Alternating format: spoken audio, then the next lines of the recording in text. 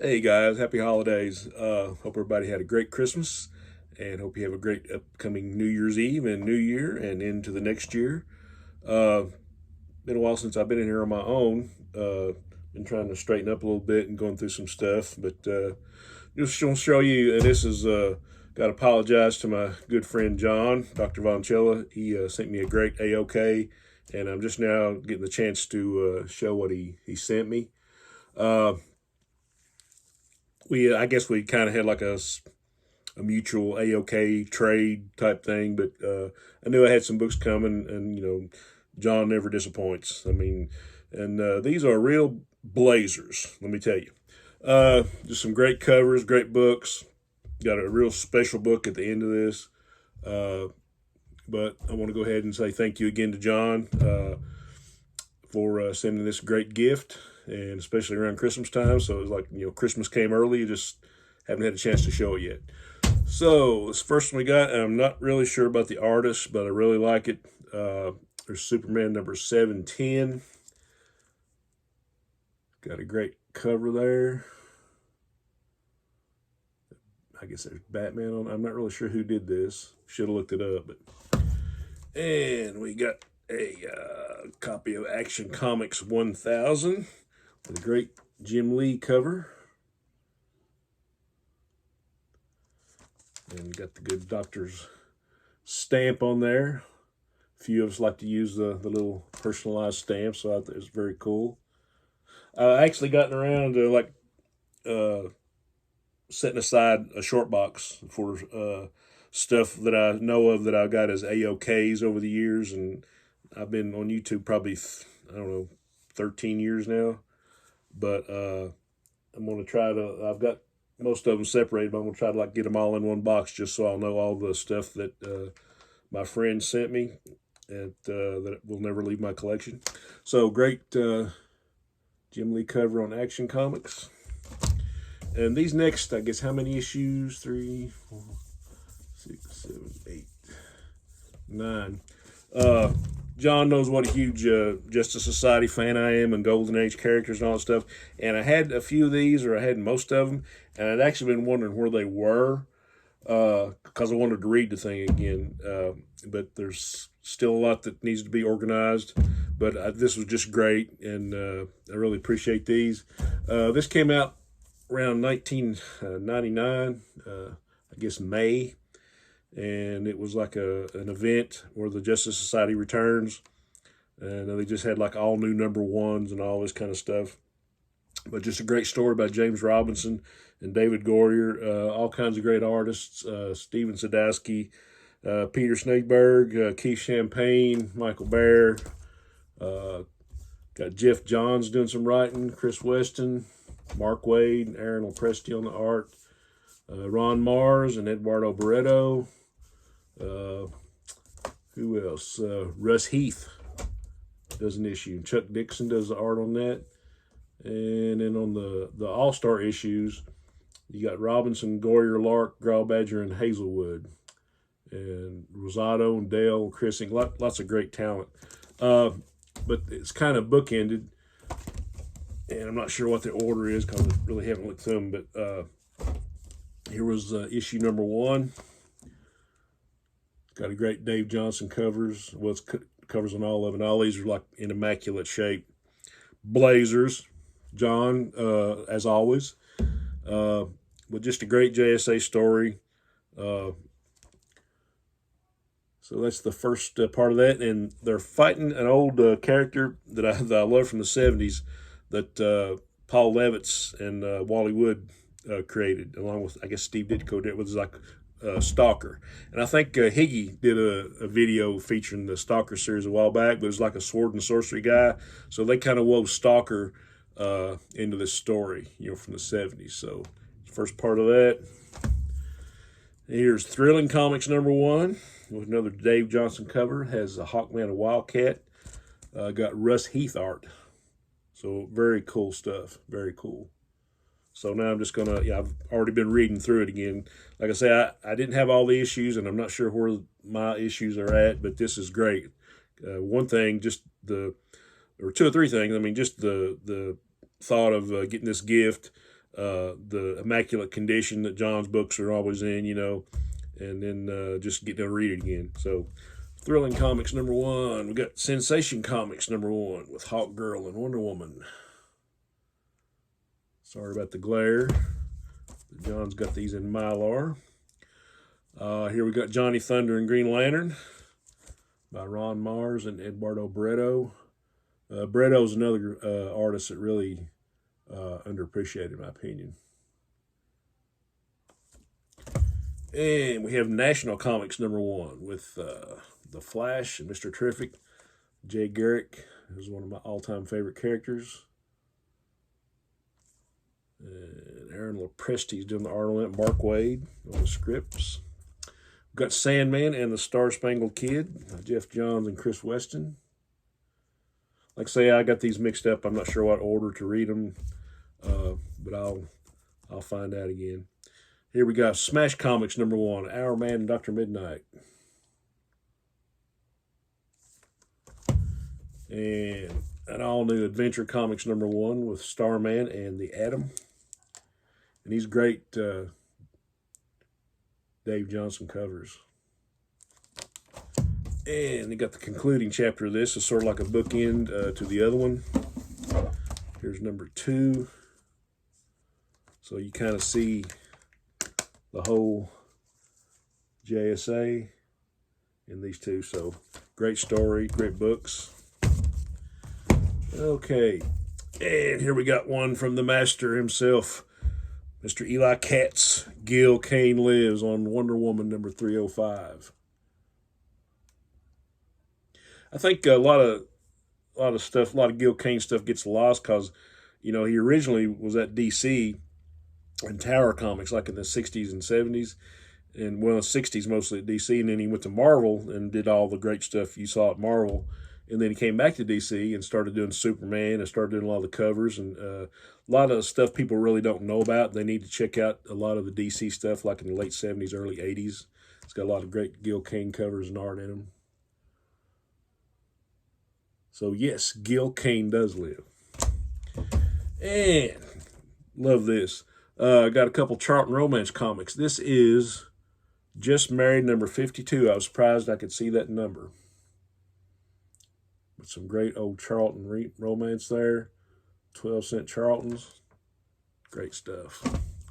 And Just Married #56, where you can actually see the number now. So big Charlton fan, John knows that. Okay, last but not least, the last two, I've already got a few copies of this one, and you know, John and I are both big fans of this book. I don't know how many copies he's got. He's probably got 15 or 20 copies of this still left. But this is Creatures on the Loose #16 with Gulliver Jones, Warrior Mars, with the great, great Gil Kane picture frame cover. It's just, can't get enough of this kind of stuff. And I'm trying to collect all the picture frame covers, and I've got my list up here, but Gil Kane did a buttload of these covers. So, and of course, you can see the upturned nose there. Graphic Man, are you watching? No Gil Kane alert tonight, huh? But I love this book. And this one is really so special. And I can't believe he sent it to me. But this is John's childhood copy of the last Barry Windsor Smith in the run, Conan 24. And just that is just beautiful. Look at that. It's got a few little dings in it, but you can tell, you know, that's where you know it was his childhood copy, which makes this very special. Makes it even more special than a near mint copy to me because it was one of John's original childhood books. So just great stuff. Great, great stuff. A lot of my heart, John. Again, thank you so much, brother. And yeah, I just can't get over it. Okay, I got just a few little things, a few Christmas presents I wanted to show. Got some gift cards from the family. Good stuff. You know what that's going to be spent on, right? Got some a few little art things here. My folks, you know, my mom is a great artist, and she's a great painter and all that, but she got her and my dad got me some pen sets, and these are Master's Touch graphic pens. You know, they're like really fine line all the way up to like a brush point pen and some chisel ends on them. Just great. I've been kind of playing around with them, but I started going through my art stuff, and I found out a whole lot of the stuff I had was dried out, even though I might not have used it a time or two. So kind of had to do a purge. So it was really cool that I got these for Christmas. But some great pens. We're gonna have a lot of fun. You can kind of see the sizes on the pinpoints back here. And I got some dual brush pens. One, I'll show you these. Here's just like some landscape colors. But these, they are, like I say, they're dual points. And you have a fine point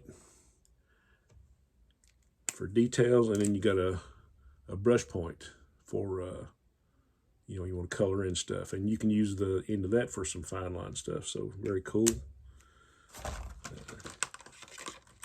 Those, and then they got another set, sort of like portrait colors, kind of flesh colors and browns. So pretty cool. Been playing with those. And I just haven't drawn a whole lot, but it's kind of put me in the mood. And I used to love, when I was in high school, I did a lot of stuff with stippling. You know, some people call it stippling. I think a lot of people call it pointillism. You know, it's just making little dots with ink. So I was just kind of goofing around, and I don't know, made a little eyeball looking thing there with a tear, but I was just kind of goofing around, and I just thought that was kind of cool. Okay, the two things that really stuck out to me, and it doesn't matter who got me stuff for Christmas. I mean, I'm grateful to whoever got me stuff. I mean, you know, because I really don't need anything. But my daughter, and this is because of my sweet little wife, Sandy, we were doing some Christmas shopping, and we were over like electronics in Walmart, and they had like a big Funko Pops display, you know, and I'm not big into Funko Pops. I got like the first set they did with Planet of the Apes. I got like the composite Superman over there, and that's all I got. I didn't want to get real big into that because that takes up a lot of space and takes a lot of money that I would rather spend on comic books. It's great people that collect them, but you know, just one catches my eye once in a while, and this one really caught my eye. This is from this is number 435. This is from the Justice League collection, and it's a Walmart exclusive for Earth Day 2022. And I guess just because of the boxing. But I saw a Black Orchid Funko Pop, and I just thought that was like the best thing ever, because I always loved this character, you know, and my buddy Rod and buddy Steve, Charlton 66, you know, we're really into like the C and D-list characters and characters you don't see a whole lot. But I always loved this character from the get-go when she showed up in Adventure Comics. I guess it was 428, and had that little run 428 through 430. And just kind of like this mysterious little, you know, superhero chick. You know, I love the costume. And I think the way Tony DeZuniga designed her is like there's like a flower called the Black Orchid, and these are like the colors are on it, you know, or sort of like the colors. But I mean, just a really, you know, to me, it's one of those characters I wish you could have seen more of. But, you know, she had those 3 issues in Adventure Comics, and I think in about 7 or 8 issues, she was a backup in Phantom Stranger series. She had an appearance in Super Friends, which I still need to get.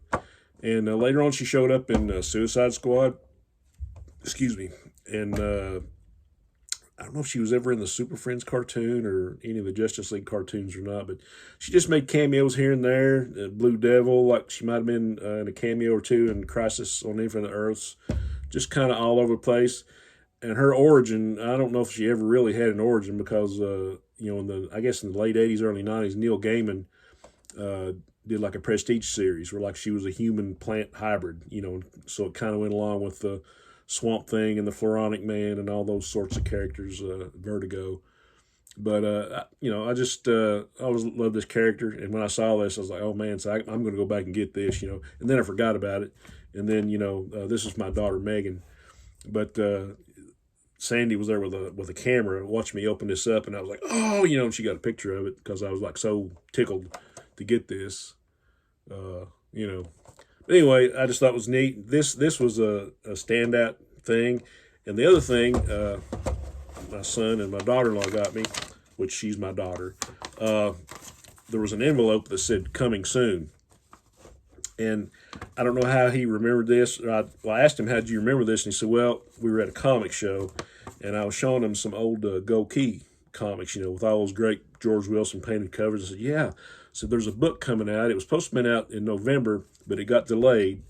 The Art of George Wilson. So they had the little envelope, and it said "coming soon," and they had went ahead and pre-ordered that book. So I guess in June I will get a late Christmas present, and this was in it. This is, I guess, basically going to be the front cover of the book. I think there's going to be like 300 different comic covers that he did, or 300 different illustrations, and like maybe some stuff on his life. But I always wondered, why is this guy not getting any attention? I know there's a lot of other guys out there that love Go Key comics and have talked about getting this book. So I just thought this was awesome. So I guess in June, whatever week that's coming out, this book will be coming to me, and I will enjoy it. All right, guys, that's all I got. Thanks for hanging around. Like I said, belated Merry Christmas, Happy Holidays, and upcoming New Year. Hope everybody is well, and hope you're having a great week. I'm having a great week because I'm not working. And my son and I went he treated me to a movie today. We went and saw The Iron Claw, about the Von Erich family. And pretty good movie, kind of dark, but if you're a wrestling fan, you'll get it. So I went and saw that, and it's been a good time off, other than people being sick, and, everybody's kind of getting over that. But I hope everybody else is well, and thanks for checking it out, guys. Onward and upward.